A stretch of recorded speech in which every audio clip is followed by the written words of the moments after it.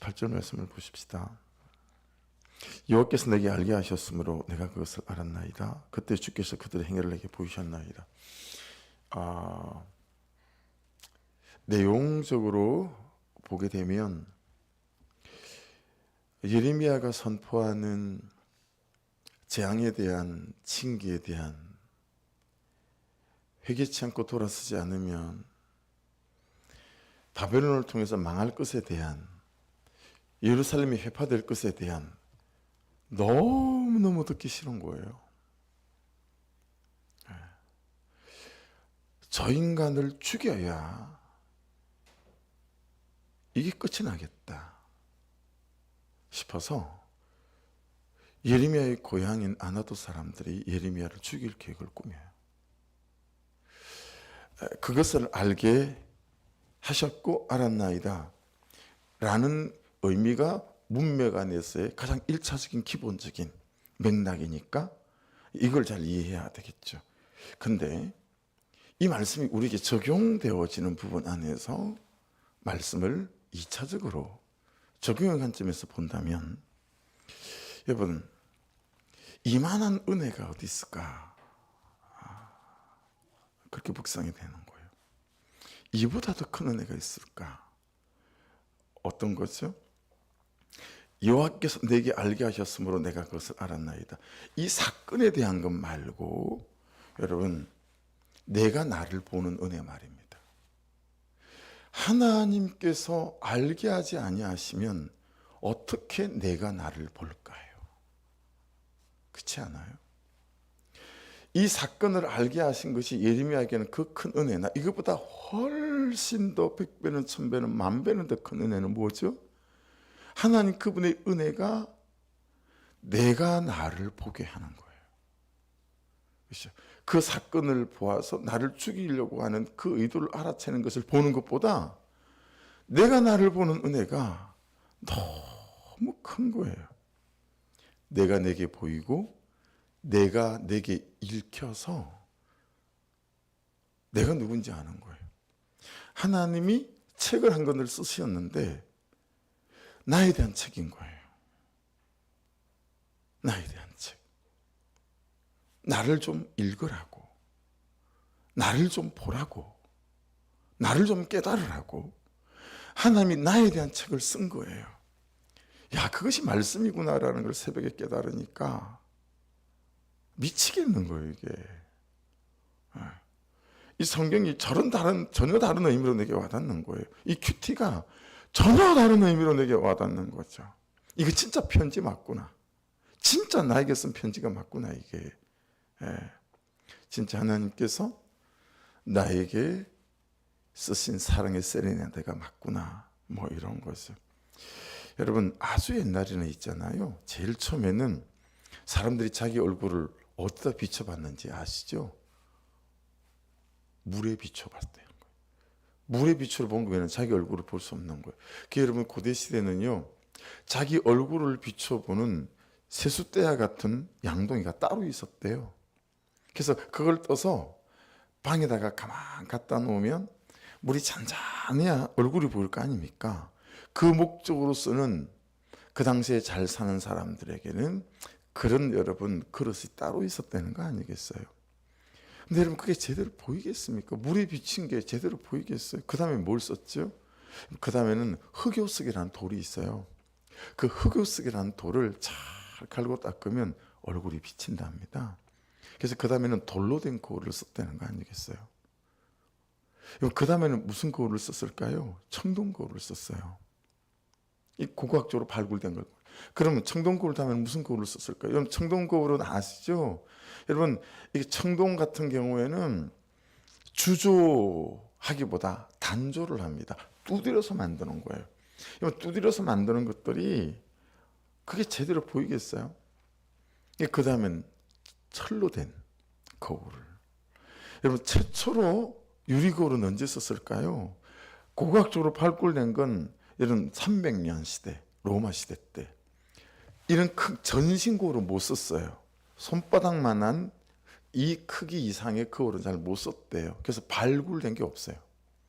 그래서 손바닥만한 거울을 기부인들만 썼다는 거 아니겠어요? 유리 거울을. 예, 그게 로마 시대 때부터였다고 합니다. 여러분, 회개가 가장 큰 선물인 이유는 내가 나에게 보이기 때문 아니겠어요? 그렇죠? 몰랐는데 어느 순간 내가 보이는 거예요. 이게 회개의 지점이잖아요. 내가 이만한 죄인이구나. 어떡하지? 하나도 죄인 줄 몰랐던 것이, 그래서 깃털처럼 가볍게 살았는데 이 죄라는 것이 깨달아지고 회개로 나가기 시작하니까 너무너무 무거운, 이 죄를 해결할 길이 없는 거예요. 근데 회개라는 선물을 주셨어요. 이 어마어마한 선물인 회개라는 선물이 그때서야 얼마나 놀라운 계획하심인지 깨달아지는 거죠. 예. 내 죄가 보이고 내 삶이 보이고 내 태도가 보이고, 예. 지금 죽어도, 아니 골백 번을 죽어도 그 죄에 비하여 나의 죽음은 정말 아무것도 아닌 것처럼 죄가 깊이 보이고 제가 온전히 보이는 거죠. 평생에 남만 보였어요. 예. 근데 어느 날 내가 보이는 거죠. 평생에 내가 나를 몰랐어요. 맨날 다른 사람의 죄만 보고 옳고 그름으로 판단하고 정죄하고 비난하고 정죄하고, 이 삶이 내 삶의 전부였어요. 일생을 내가 나와 같이 살았잖아요. 단 1초도 나와 떨어져 살아본 적이 없잖아요. 근데 단 한 번도 나는 나 자신을 본 적이 없는 거예요. 이게 인생 아니겠어요? 근데 어느 순간부터 내가 보이는 거죠. 여러분, 이만한 은혜와 이만한 선물이 있을까요? 우리 인생에. 그렇죠? 나를 보는 거울은, 여러분, 이 회개의 거울, 그렇죠? 이 은혜의 거울, 이 말씀의 거울. 예. 여러분, 이게 어떻게 우리에게 다가올까? 예. 여러분, 김사무엘 목사님이라고 목세에서 알게 되고 친하게 되어져서 그냥 이 근처만 오시면 전화를 하고 오세요. 목사님, 벽지에서 우리 성도의 어느 분이 장례식에 있어서 왔는데 계시면 잠깐 좀 보고 가려고요. 여러분, 그 집 앞을 지나가도 그런 일이 없는 사람은 허다하잖아요. 그렇죠? 근데 김사무엘 목사님 그러고 전화를 하고 오세요. 최근 한 2주 전에도 사모님하고 저 세상에 일하고 있는데 오셨어요. 목회하시다가 위암이 걸렸어요. 이 목사님이. 사모님하고는 원수 같은 관계가 됐어요. 오늘 이혼을 할까 내일 이혼을 할까, 그냥 이혼 날짜를 받아뒀어요. 아들하고도 세상에 없는, 둘도 없는 원수지간이에요. 아들이 집을 나가버렸어요. 그러는 와중에 가장 친한 형으로 지내는 신대원 동기 목사님이 일체 경비를 대주면서, 야, 너 이혼을 하더라도 목회를 그만두더라도 이거 한번 다녀와서 그 다음에 이혼해라. 그래서 이 목회를 다녀오고 이혼하기로 서로 합의를 보고 목회를 왔어요. 그게 무슨 은혜가 되겠습니까? 제일 마지막 자리에 그 작지 않은 큰 교회, 그 우리들께 제일 마지막 뒤에는 위에 계단 위에 예배실이 이렇게 겹쳐져 있으니까 어둑어둑하잖아요. 거기 앉아가지고 듣지도 않고 그냥 계속, 몸은 위암 이제 수술은 끝난 뒤지만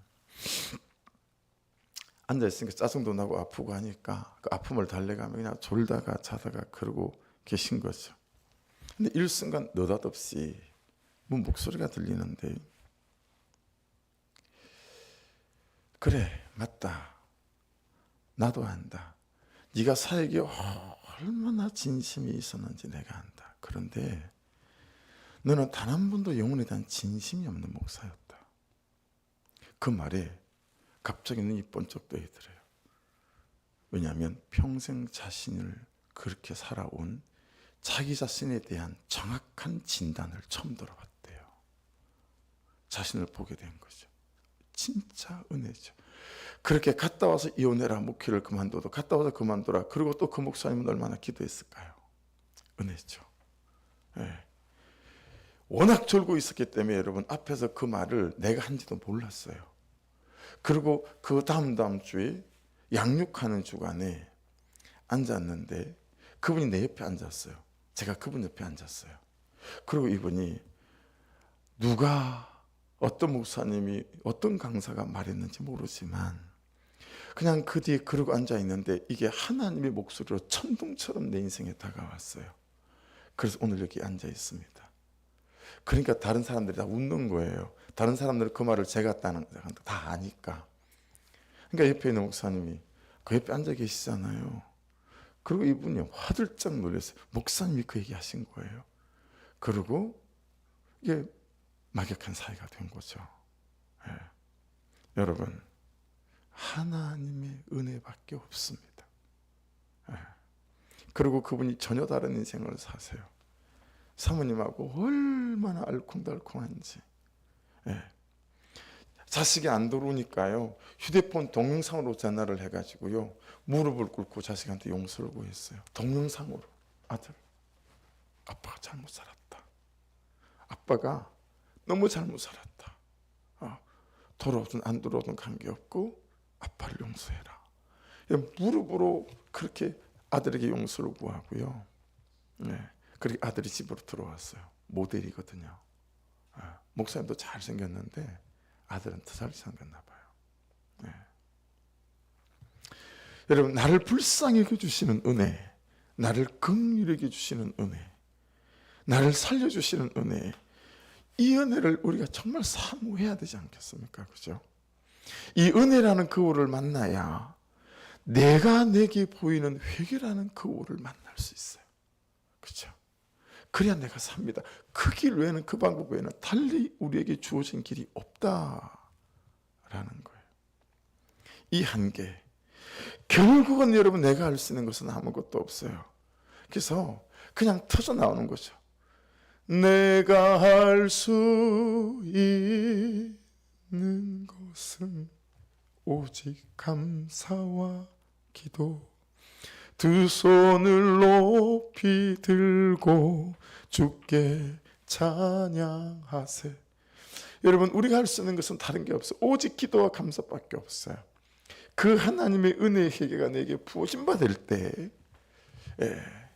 그거 외에는 우리는 소망이 없는 존재라는 사실을 정말 이 새벽에 다시 뼈아프게 깨닫게 되어지는 거예요. 여러분, 나의 한계를 정확히 잘 봐야 됩니다. 나의 한계는 뭐죠? 그만 보이는 거예요. 그의 죄만 보이고, 그의 잘못만 보이고, 그의 실수만 보이고, 그의 찌질함만 보이고, 그의 못남만 보이고, 여러분 막 그러는 거예요. 그렇죠? 여러분, 그렇게 남만 보이는 그 자체가 죄의 시작점이고요. 은혜가 오면 회개 출발점이 되긴 하지만, 그러므로 고통이 올 때, 한계가 올 때, 여러분 저를 보시겠어요? 여러분도 새겨 들으시고 주변에게도 좀 잘 말해 주십시오. 여러분, 인생의 고통이 올 때, 한계가 올 때 대안을 찾느라 분주하시면 절대 안 됩니다. 내가 돈이 없어서 저 인간이 나를 무시하나 보다. 내가 못 살아서 저 인간은 나를 무시하나 보다. 내가 못 배워서 저 인간이 무시하나 보다. 이러면 대안을 찾느라 분주해지는 것은 죽을 길로 가는 것입니다. 그럴 때 대안을 찾느라, 방법을 찾느라 절대로 분주해지시면 안 됩니다. 내 살 길을 도모하는 것 절대 조심하셔야 됩니다. 그게 대안이 아니고 그게 방법이 아니에요. 회개가 방법이고 돌이키는 것이 대안인데 자꾸 다른 길로 가는 거예요. 하나님 은혜를 주셔서 내가 보이고 내 죄가 보이게 도와주십시오. 그러니 여러분, 오해 한 가지를 좀 바로잡고 갔으면 합니다. 여러분, 오늘 말씀이요, 저는 성경에 있는 말씀이 있는 줄 몰랐어요. 5절 말씀부터 무슨 말씀인 줄 아세요? 만일, 하나님이 예레미야한테 말씀하시는 거예요. 만일 예레미야야, 네가 보행자와 함께 달리도 피곤하면 어찌 능히 말과 경주하겠느냐. 내가 평안한 땅에서는 무사하려니와 요단강 물이 넘칠 때는 어찌하겠느냐. 너 이만한 일로 이룰 거야? 너 영혼 살리고 사람 살리는 일이 그렇게 간단한 줄 알았어? 한 가정을 세우고 한 부부를 살리는 길이 그렇게 쉬운 일인 줄 알았니? 이보다 더한 일을 닥칠 테면 너 그때는 요단강 물이 넘칠 때는 너 어떡할 거야? 여러분, 내 죄를 보자고 하니까 사람들이 너무 힘들어해요. 이 사람도 떨어져 나가고 저 사람도 떨어져 나갈 때 진짜 힘이 들어요.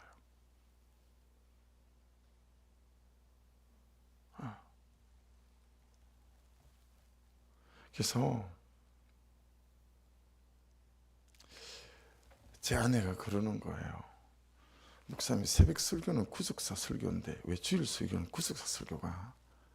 그게 자꾸 목사님이 뭘 섞어서 하는 것 같다고. 왜 그러겠어요? 저도 타협점이 생기는 거예요. 힘들다 그러니까, 싫다 그러니까, 떨어져 나가니까. 근데 오늘 말씀을 보면서 천둥 같은 소리가 들리는 거예요. 너 요단강 물이 넘치면 어떡할 거야? 너 살리는 길을 왜 포기하고 너는 교회에 오는 길을 선택하니? 뭐 이런 거죠. 예. 여러분, 제가 그냥 자기 죄도 못 본 채 앉아있는 성도보다 자기 죄를 보는 성도들로 여러분 구속사의 말씀과 설교로 서 있는 목사여야 내가 할 말이 있지 않겠습니까? 그래서 오늘 말씀이 천둥 같은 말씀이었어요. 그러니 여러분, 오해를 한 가지는 바로잡고 갔으면 합니다. 언제까지란 단어를 이제부터 좀 안 썼으면 좋겠다. 그게 맞다. 목사님, 언제까지 내가 받아내야 돼요? 이 말 듣느라 기가 달아요. 목사님, 언제까지 내가 그는 나보다 옳도더라고 살아야 됩니까? 이 말에도 제가 기가 달아요. 여러분, 아닙니다. 언제까지를 이제라도로 이 단어로 좀 바꿨으면, 언제까지 받아야 됩니까? 이게 아니라 하나님, 이제라도 제가 받아냅니다. 하나님, 이제라도 그는 나보다 옳도다를 외칩니다. 할렐루야. 언제까지가 이제라도 이 단어로 바뀔 때 저와 여러분의 삶에는 참 크고 놀라운 역사와 능력들이 일어나게 될 줄로 믿습니다. 주님, 이제라도 제가 받아내겠습니다. 아멘 하십시다. 주님, 이제라도 제가 그는 나보다 옳도다를 외치겠습니다. 할렐루야. 이보다 아름다운 길이 없고 이보다 놀라운 길이 없어요. 그게 이제라도 그는 나보다 옳도다를 외치는 것입니다. 그때 여러분, 내가 살아납니다. 무섭게 살아납니다. 그리고 그때 내 주변의 사람들을 살릴 수 있습니다. 이보다 더 아름답고 행복한 길이 어디 있겠어요? 그렇죠? 그때 주께서 그들의 행위를 내게 보이셨나이다. 오해하시면 안 됩니다. 이상하게 이런 말을 이상하게 이 부분만 딱 잘라서 갖다 쓰시는 분들이 꼭 있더라고요. 여러분, 예레미야에게 그들의 죄를 보게 하신 게 아니고, 그죠? 예레미야의 고향 이 아나도 사람들이 예레미야가 그들의 죄악을 꾸짖고 또 하나님의 심판을 그들에게 선언한다는 이유로 이 예레미야 생명을 거두려고 하는 이 음모를 알게 하셨다라고 하는 거예요. 자기도 못 보고 자기 죄는 안 보고 자기 죄를 말하는 하나님의 말씀을 거절하고 하나님의 말씀을 선포하는 예레미야를 죽일 계획을 준비하는 거예요. 그래서 여러분 마음에 구속사의 메시지를 전하는 목사가 미워지면, 여러분 마음에 구속사의 말씀을 전하는 목자가 미워지면 이 구절을 생각하셔야 돼요. 아, 나에게 아나도 사람 같은 마음이 생긴 거구나. 저희에게 은혜를 베풀어 주셔서 나를 향한 당신의 목소리를 들을 수 있는 은혜가 있게 도와주십시오. 이런 거죠. 19절 보십시오. 나는 끌려서 도살당하러 가는 순한 어린 양과 같으므로 그들이 나를 헤아리고 꾀하기를 우리가 그 나무, 자, 나무 뒤에 가로를 여세요. 그리고 오늘 진짜 여러분 한 10번은 이걸 꼭 다시 읽어주세요. 나무 다음에 가로를 여셨죠? 길어요. 근데 좀 쓰세요. 예레미야를 통해 선포되는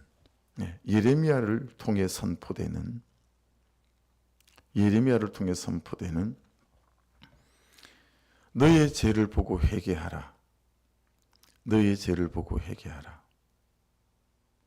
너를 봐야 한다. 너를 봐야 한다. 너 자신과 직면해야 한다. 너 자신과 직면해야 한다.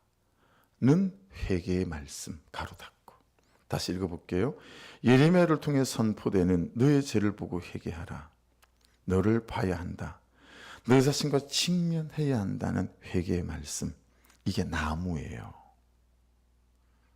그러니까 여러분, 이 지금 아나도 사람들이 어떻게 하고 싶으냐면 이 나무도 도끼로 찍어버리고 싶은 거예요. 이 나무를 베어내고 싶은 거예요. 이 나무가 뭐라고요? 예레미야를 통해 선포되는 너의 죄를 보고 회개하라는 나무, 너를 봐야 된다는 나무, 너 자신과 직면해야 된다는 회개의 말씀을 도끼로 찍어서 잘라버리고 싶은 거예요. 그리고 그 나무와 열매를, 자, 열매 가로 열고 또 적습니다. 열매를 다음에 가로로 여시고 내 죄를 보고 내 죄를 인정함으로, 내 죄를 보고 내 죄를 인정함으로 시작될, 내 죄를 보고 내 죄를 인정함으로 시작될 감격이 있는 새로운 인생, 감격이 있는 새로운 인생, 누리게 될 감사가 넘치는, 누리게 될 감사가 넘치는 새로운 삶이라는 열매. 예. 이해되시죠? 나무도 찍어버리고, 이 나무를 찍어버리는 건 뭘 찍어버리려는 거예요? 열매를 찍어버리는 거예요. 여러분, 그는 나보다 옳도다가 싫어서 안 하신다는 얘기는 뭘 찍어버리는 거예요? 내 인생의 열매를 찍어버리는 거예요. 내 죄를 보고 내 죄를 인정함으로 시작될 감격 있는 새로운 인생, 누리게 될 감사가 넘치는 새로운 삶이라는 열매, 이거 찍어버리는, 내가 도끼를 들고 내 인생을 찍어내고 있는 거예요. 이게 얼마나, 여러분, 우리가 얼마나 바보 같은 짓을 하고 있는지. 예.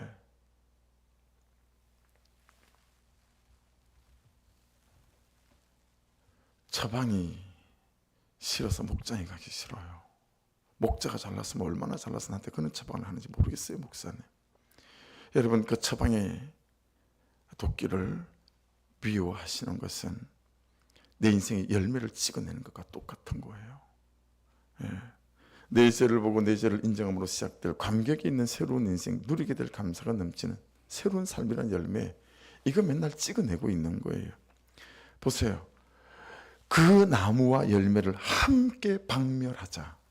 그를 살아있는 자의 땅에서 끊어서 그 이름이 다시 기억되지 못하게 하자 함을 내가 알지 못하였나이다. 이 아나도 사람들이 그러고 있는지를 예레미야가 몰랐어요. 하나님이 알게 하신 거죠. 20절 공의로 판단하시며 사람의 마음을 감찰하시는 만군의 여호와여, 나의 원통을 주께 아뢰었사오니 그들에게 대한 주의 보복을 내가 보리라 하였더니, 여러분 보십시오. 나를 아프게 하는 사람, 내게 못되게 구는 사람, 나를 힘들게 하는 사람, 나를 애매히 고통스럽게 하는 사람, 나를 죽이려고 하는 사람을 누구에게 맡기는 거죠? 내가 싸웁니까? 내가 덤빕니까? 내가 따집니까? 아닙니다. 공의로 판단하시면 다 아신다는 거예요. 그렇죠? 다 보신다는 거예요. 사람의 마음을 감찰하시는 만군의 여호와, 그분께 맡기는 거예요. 그래서 3절은 뭐라고 말씀하시죠? 12장 3절 보실래요? 12장 3절. 여호와여, 주께서 나를 아시고 나를 보시며 내 마음이 주를 향하여 어떠함을 감찰하시오니, 나만 봅니까? 그 사람도 본다는 얘기죠. 그러니 여러분, 내 마음이 주님 앞에, 여러분 참 그분이 보시기에 합당하게 읽히시고, 그분이 야 내가 너를 책임질게라고 하는, 여러분 그런 삶 속에, 그런 여러분의 방법과 태도 속에 저와 여러분이 서 있을 수 있기를 주의 이름으로 축복합니다. 하나님이 책임지는 사람, 하나님이 책임지겠다는 사람, 그렇죠? 그리고 저와 여러분은 그냥 그는 나보다 옳다를 외치며 이제라도 그러면 가는 거예요. 이제라도 그러면 가는 거예요. 네. 여호와여, 주께서 나를 아시고 나를 보시며 내 마음이 주를 향하여 어떠함을 감찰하시오니, 양을 잡으려고 끌어냄과 같이 그들을 끌어내시되 죽일 날을 위하여 그들을 구별하옵소서. 여러분, 내 원통함 주께 맡기십시다. 할렐루야. 따라하십시오. 주님, 나의 억울함을, 나의 원통함을 이 시간 부로 주께 맡깁니다. 또 하십시다. 내가 싸우지 않겠습니다. 내가 덤비지 않겠습니다. 아멘이시지요? 네, 아멘 하십시다. 그에 대한 안갚음. 또 우리가 감정으로 갚잖아요. 태도로 갚잖아요. 아주 그를 이 한마디 정도면 뼈아프게 하겠지 싶은 말로 갚잖아요. 아니면 저처럼 우리는 강대성에서나 이렇게 막 말하지. 전 목장에서 막 말하고 하는 거 훈련 받는데 시간 많이 걸렸어요. 그냥 우리는 말로 억울함을 갚지 않아요. 얼굴빛과 아주 싸한 태도로 갚죠. 이 모질이 같은 이 악한 부분들이 어느 때 온전하게 뿌리가 좀 뽑히게 될지 진짜 여러분 숙제 같은 저의 악함이기도 하고 연약함이기도 합니다. 21절 보십시오.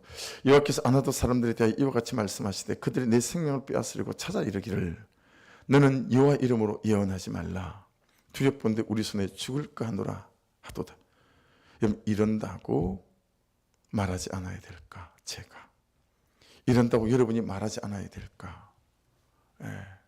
여러분 희한하게 이제라도 그를 받아내는데 희한하게 그들은 더 악하게 반응할 때가 훨씬 더 많습니다. 왜 그런지 아세요?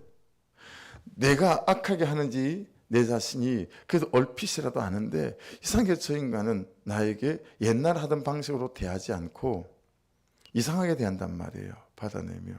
그러니 그것도 자존심이 상한 거예요. 그래서 더 악함으로 덤빌 때 있습니다. 여러분 그 고비를 잘 넘어가시기를 주의 이름으로 축복합니다. 그 고비를 잘 넘어가셔야 돼요. 나의 선함을 악함으로 바꾸어서 대적하는 그 고비를 잘 넘어가시면 사랑은 이길 자가 없고 받아내는 것도 이길 자가 없습니다. 할렐루야. 그는 나보다 옳도다를 이길 자가 세상에 없습니다. 예수께서 십자가에 달리신 메시지가 뭐예요? 네가 나보다 옳다 그러고 십자가에 매달리신 거 아니에요. 그런 메시지를 아무도 십자가 용서를 이길 자가 없어요. 그렇죠? 우리가 그 예수님의 뒤를 따라가는 주의 자녀들 아니겠어요? 22절 그러므로 만군의 여호와께서 이같이 말씀하시니라. 보라 내가 그들을 벌하리니. 여러분 하나님께 맡기시는 거예요. 청년들은 칼에 죽으면 자녀들은 기근에 죽고 23절 남는 자가 없으리라. 내가 아나도 사람에게 재앙을 내리니 곧 그들을 벌할 해이니라. 그들을 벌할 해가 따로 있대요. 하나님께서 작정하신 때가 있대요. 그러니까 너는 네가 덤비지 말고 맡기려는 거예요. 내가 그를 돌이키고 회개하고 자복하게 하고 그래도 안 돌아오면 바벨론을 부를 것이고 그래서 70년을 그렇게 두었다가 회개케 할 거다라고 말씀하시는 거예요. 그분의 작정하심과 계획하심에 맡기시는 은혜가 있기를 주의 이름으로 축복합니다. 그리고 12장으로 넘어가요. 여호와여 내가 주와 변론할 때는 주께서 의로우시나이다. 그럼 내가 주께 질문하옵나니 악한 자에게 형통하며 반역한 자가 다 평안하면 무슨 까닭이니까. 하나님 제가 못 봐요 자기 죄를. 그리고 저렇게 룰루랄라 내 죄만 보며 살아요. 우리 같으면 그런 말 아니겠어요? 2절 주께서 그들을 심으심으로 그들이 뿌리가 박히고 장성한 열매를 맺었거늘 그들이 입은 죽기에 가까우나 그들의 마음은 머니이다. 2절은 누구예요? 저죠. 여러분 자신이시죠. 나에 대한 메시지예요. 그렇죠? 입은 죽기에 가까우나 마음은 멀어요. 3절은 지나가고요. 제가 4절 위에 소제목을 이유 이렇게 달았어요. 소제목을 언제까지 이 땅에 슬퍼하며 온 지방의 채소가 마르리까? 왜 그렇게 됐을까요? 내 인생이, 여러분의 인생이 혹시라도 그렇다면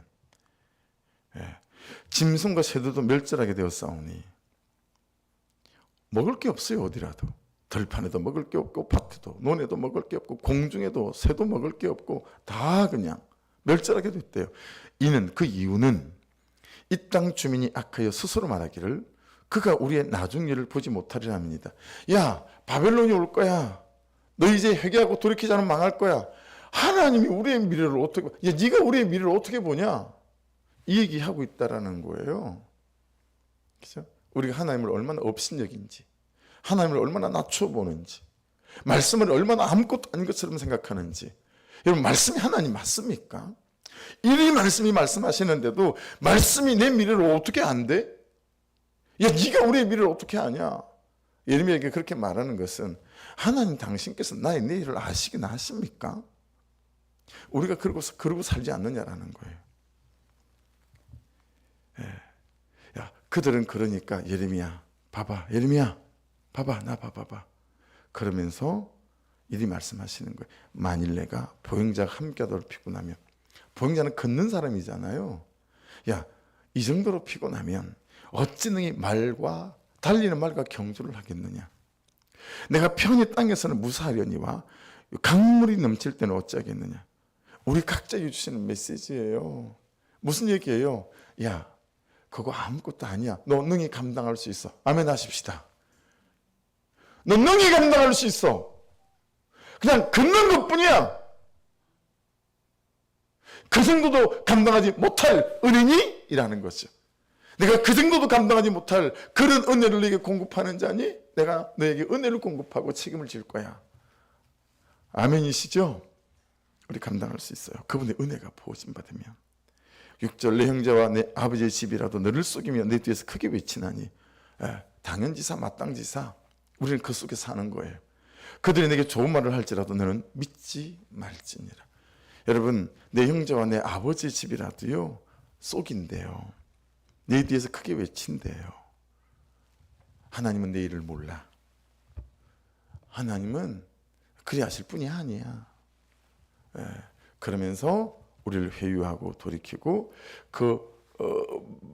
사람들이 미워하는 마음들 때문에 우리 마음을 꺾고 다시 팔복을 버리고 기복을 버리는 신앙과 삶으로 돌아서려고 하는 일체 시도를 포기해야 된다. 너 이거 알고 이 걸음을 걸어가야 된다. 할렐루야. 그런 주의 말씀의 경고가 이 아침에 저와 여러분의 말씀에 잘 마음에 담겨서 여러분 우리 승리하는 그 순간까지 내 죄를 보며 그런 나보다 옳도다를 이제라도 외치며 하나님께서 사실 그 놀라운 감격이 있는 삶으로 초대받아 가시는 은혜가 있기를 주의 이름으로 축복합니다. 기도하겠습니다. 주의 한번 부르며 말씀 붙잡고 기도하시면서 하나님 나를 보게 하시는 이 은혜, 내가 얼마나 죄인지를 알게 하시는 이 은혜, 이 새벽에도 사모합니다.